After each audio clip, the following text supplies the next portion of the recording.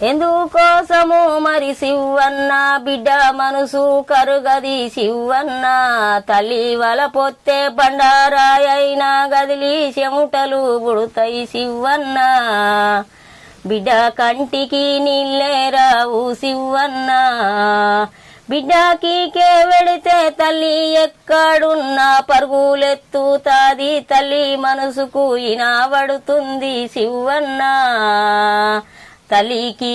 వెడితే బిడ్డ చెవుదాకా నన్న వినిపించాలేదమ్మా అంటది శివన్న అందుకేనే అంటర శివన్న బిడ్డ బండారాయి తల్లి లక్క పండని అందుకేనే ఈ శాస్త్రమ శివన్న అందుకేనే ఈ శాస్త్రం పుట్టిందా శివన్న ఎందుకొరకు శివన్న బిడ్డ మనసు కరుగది శివన్న